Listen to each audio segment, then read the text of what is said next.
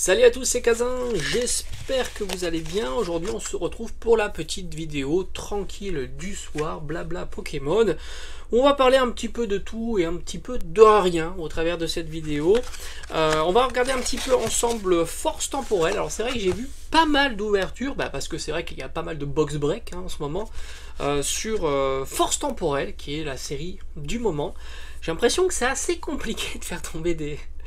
Ça me fait rigoler, parce que ça va être compliqué de faire, ça a l'air d'être compliqué de faire tomber des ultras. Alors je sais pas si c'est parce que les box breaks que j'ai regardés n'ont pas été chanceux, parce que ça peut arriver de faire des mauvais runs. Rappelle-toi, moi j'ai ouvert pas mal de boosters de Destinée Radieuse, je n'ai jamais eu ce satané Dracofeu. Et puis j'ai souvenir du défi de Michou qui avait ouvert plus de 1000 boosters. D'ailleurs j'en avais fait une vidéo, j'avais calculé sa cote, sa probabilité de n'avoir jamais eu un seul Dracofeu en ayant ouvert 1000 boosters.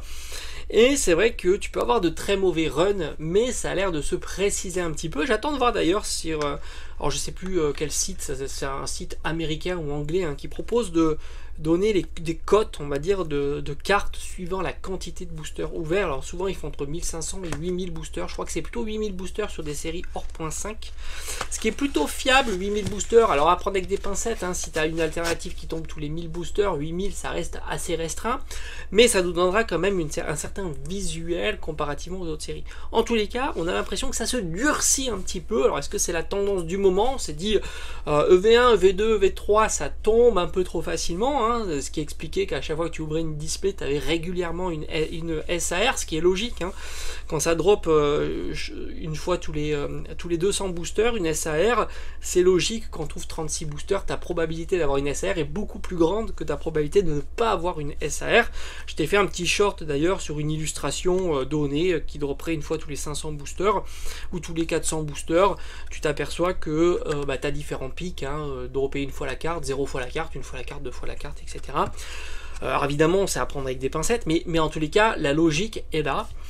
Si tu as une carte qui tombe tous les 200 boosters, 36 boosters ouverts, sachant que c'est une SAR, si tu as 10 SAR, ça fait une chance sur 20 d'avoir une SAR. C'est comme ça que ça fonctionne si chaque SAR est QI probable, tout simplement. Et c'est vrai qu'on a l'impression que c'est un peu plus compliqué pour Force Temporelle.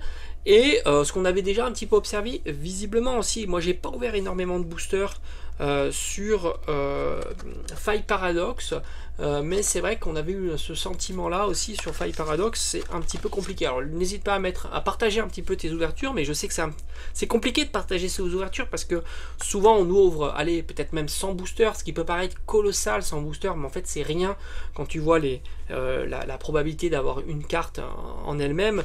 Ça reste assez restreint et on peut avoir un mauvais tirage sur son booster et avoir un bon tirage sur son booster. C'est ce que j'avais un petit peu expliqué. Moi par exemple sur Ténèbres Embrasées, j'ai dû ouvrir 50 et 100 boosters, j'ai pas calculé exactement, j'ai eu 4 Dracofeu VMAX. Je pense pas que Dracofeu VMAX soit plus printé que les autres VMAX. J'ai eu tout simplement de la chance sur cette série là, et d'ailleurs la chance est équilibrée sur d'autres séries où j'ai eu des tirages plutôt catastrophiques.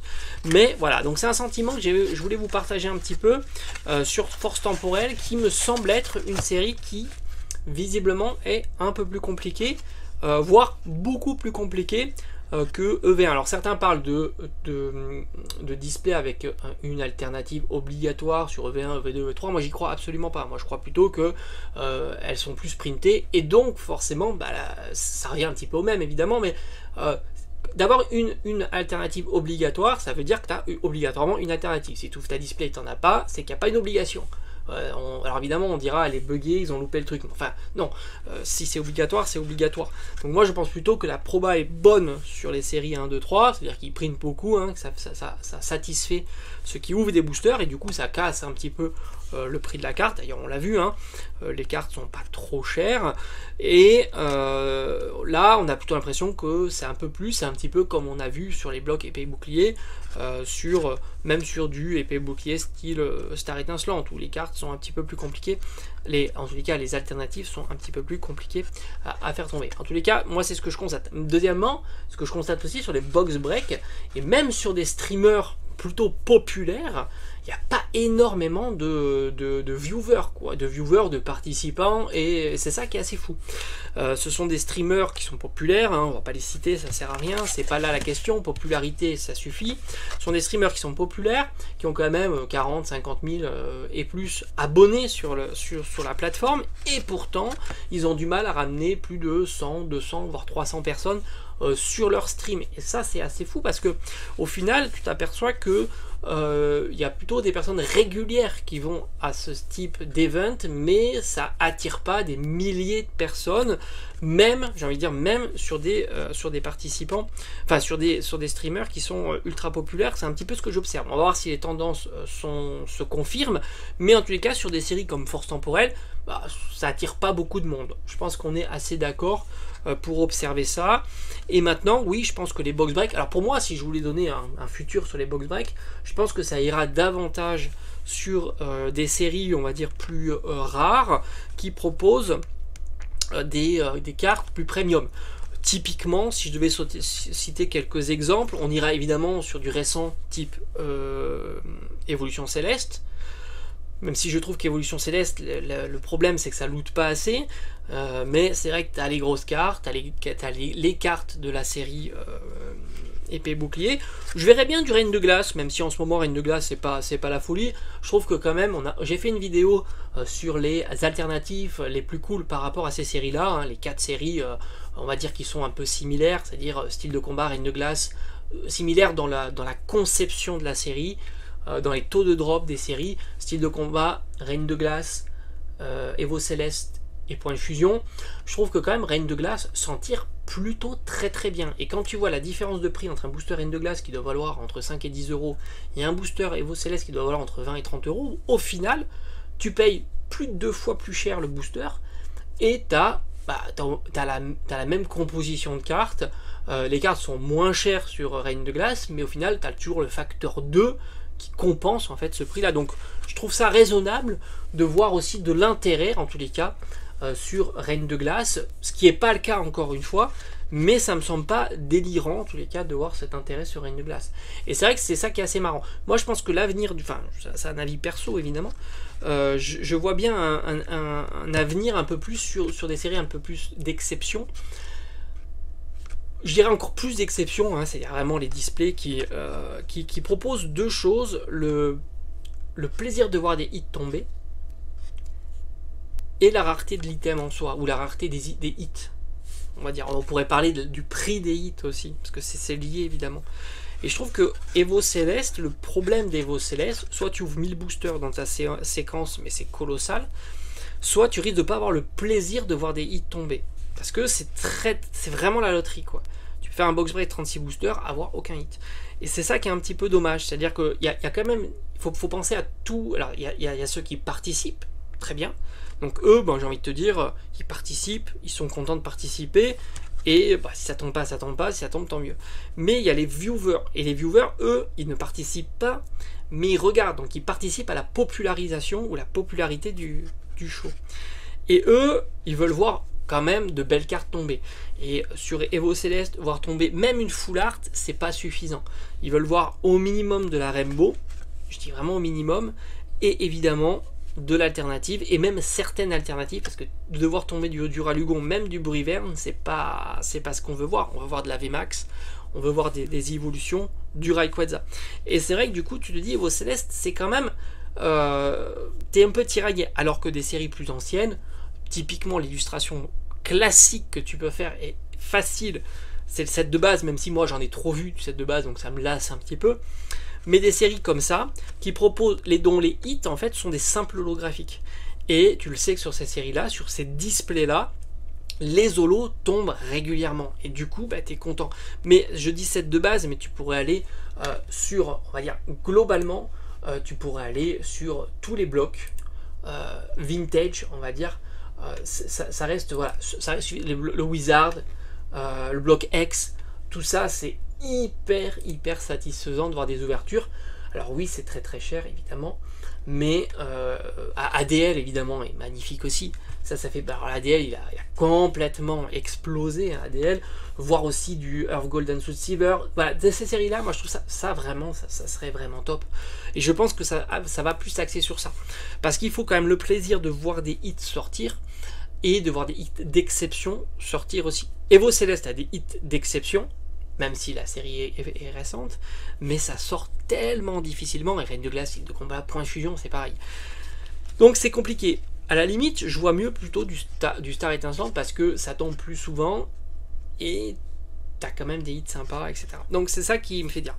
Donc c'est vrai que je suis assez surpris aussi que les streamers, on va dire très populaires, qui ont beaucoup, dizaines de milliers d'abonnés, au final sur les plateformes, tu t'aperçois qu'il n'y a pas énormément de viewers sur des séries plus classiques, hein. Typiquement les séries du moment, Force Temporelle, des séries comme Faille Paradox, même sur des séries un peu moins populaires. Faudrait que je revoie un petit peu les séries comme 151, et même sur des séries 151, c'est pas non plus l'affluence, hein, tu vois, il n'y a pas des milliers de personnes qui regardent en tous les cas ce genre de choses. Donc c'est assez marrant de voir ça, comment ça va s'orienter, parce qu'il ne faut pas sous-estimer que le scellé, surtout sous forme de display, est certainement un petit peu drivé par tout ça. Donc il faut quand même voir ça. Maintenant, pour revenir un petit peu à Force Temporelle, moi j'ai envie de te dire, je pense que ça va faire un petit peu comme Faille Paradox, peut-être même plus accentué que Faille Paradox. J'attends un petit peu, t'as vu, j'ai pas fait de vidéo d'ailleurs sur Force Temporelle,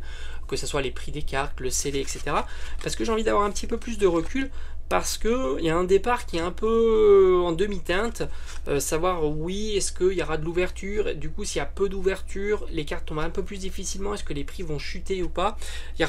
Pour moi il y aura un bon indicateur sur Force Temporelle, ça sera tout simplement la décote des SAR dresseurs. Ça c'est un bon paramètre, parce qu'on s'aperçoit que même sur des séries comme Force Temporelle, pas Force Temporelle, sur Faille Paradox, on se mélange les séries à force, tu t'aperçois que là il y a une décote aussi significative, voire même très forte, sur les SAR dresseurs. On va voir si les SAR dresseurs ont le même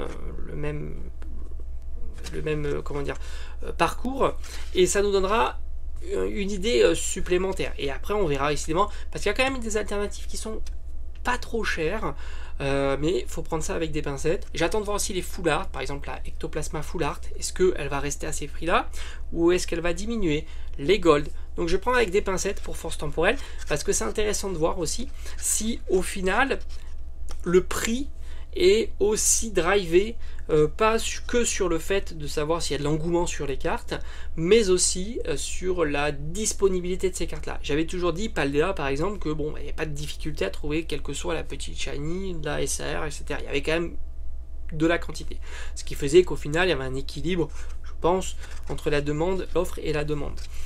Ce qui pouvait expliquer certaines cartes que je trouve quand même assez chères, et on verra dans le temps, parce qu'il ne faut pas sous-estimer encore une fois le temps long.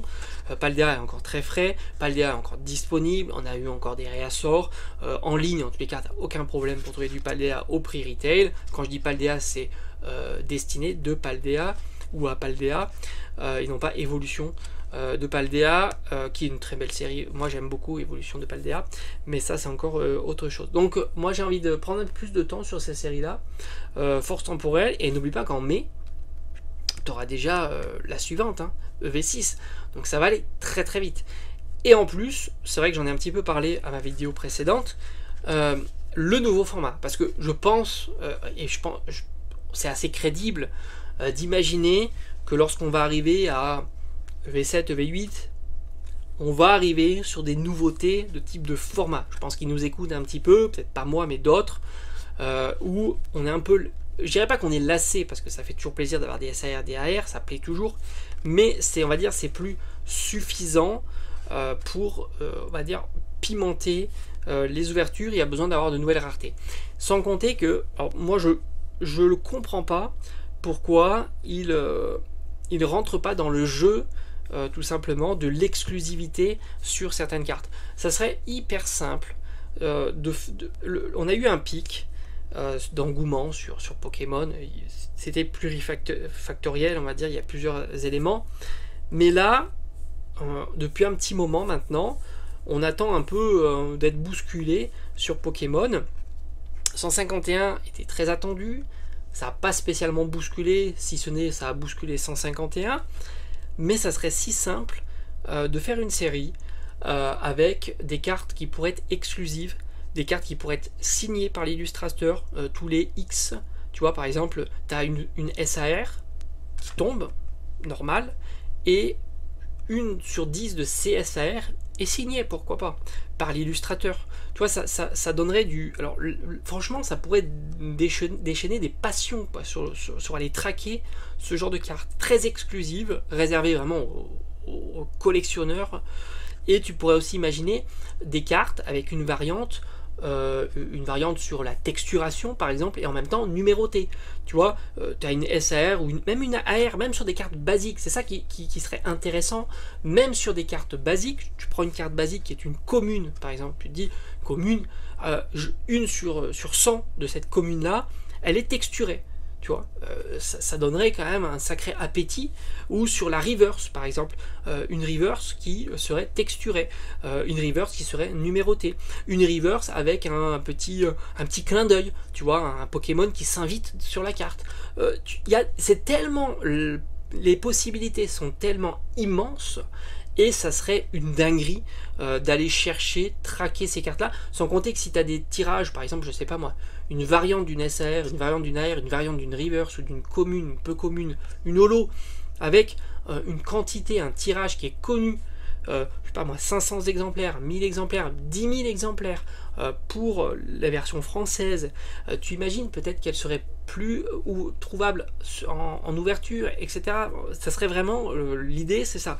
Et voire même avoir tu pourrais enregistrer ta carte parce que tu aurais le numéro, tu envoies un scan et comme ça tu aurais un compteur sur internet qui te permettrait de checker tous les jours, de savoir si la carte est trouvée ou pas, ce qui te donnerait une quête un petit peu supplémentaire d'aller traquer ce genre de carte. Les idées sont immenses, tu vois. Imagine-toi, tu as ta carte, alors évidemment, il faudrait jouer le jeu, de la scanner, comme ça te permettra de l'enregistrer, pas faire croire qu'il y a une carte qui est disponible alors qu'elle ne l'est pas, mais ça pourrait être assez fou d'imaginer, de voir ça, de voir des cartes numérotées, de voir des cartes texturées, des cartes avec des Pokémon qui s'invitent, etc. Je trouve que c'est tellement vaste et ça redonnerait un coup de souffle gigantesque. Parce que imagine-toi d'avoir une carte où les X temps qui tombent est numérotée, avec une texturation différente, avec une signature, avec une texturation, avec un Pokémon qui s'invite dans l'illustration, ça serait fou. Ça serait vraiment fou. Même sur une commune, tu vois, histoire de l'avoir. Si tu veux, quand tu ouvres un booster, maintenant, tu vas aller... Bon, ce qui est déjà pas mal, hein, parce que tu as la première reverse, la deuxième reverse, et la Lolo. Sur ces trois-là, maintenant, tu as même les high-tech qui s'invitent. Donc, tu as quand même 3 raretés. C'est pas mal, hein, c'est vraiment bien. Tu as quand même 3. Mais imagine-toi, toutes les cartes seraient à scruter. La moindre commune pourrait être quelque chose d'exceptionnel. Tombe sur la commune avec la variante, tu vois, il y a un petit Pikachu qui s'invite, ou à toi de trouver là, ce genre de format, ça serait fou. Ça serait vraiment dingue. Et là, je t'assure qu'on serait tous allés traquer ce genre de cartes dans ces séries-là. Je t'assure que là, ça ferait exploser le game sans trop de difficulté, un peu ce qu'a fait Magic d'ailleurs, qui proposait, alors tu pourrais même imaginer, comme faisait Magic, des boosters premium qui proposent des variantes de cartes, un petit peu, tu payes le prix, mais disons qu'en payant le prix, il y a un côté plus contrôlé. Tu te dis, bon, tu sais que tu es sur un booster particulier, alors que sur un booster random, pour dropper un truc de dingo, une édition limitée à 200 cartes ou 300 cartes, c'est vraiment la folie, quoi. Je te dis à bientôt. Voilà, sur ce. Alors dis-moi si pour toi Force Temporelle c'est plutôt une série de scellés. Bon, en tous les cas, comme je t'ai dit, Force Temporelle, je pense que ça va faire un petit peu comme Faille Paradox. On a l'impression, en tous les cas, donc on va voir, le temps nous le dira, hein. C'est important de voir un petit peu, de prendre les choses avec les informations, tu vois, pas à pas. Mais on a un peu l'impression que ces séries-là s'ouvrent moins, sont un peu plus compliquées, et par conséquent, je pense que on est plus sur une collection de scellés. Est-ce qu'il y aura de la display dispo en solde ou à prix réduit, hein, comme on a pu voir à 130, 135 €? à voir. Est-ce qu'il y aura encore de la disponibilité? Alors moi, pour moi, ça va être, comme je t'ai dit, hein, je fais mes petits achats, je te les montre à chaque fois. Pour moi, on va se réserver des petits boosters scellés dans la collection. C'est vraiment l'item que je préfère. Sans compter que franchement, l'art set est très joli. Les illustrations sont réussies et c'est plutôt pas mal. Allez, je te dis à bientôt.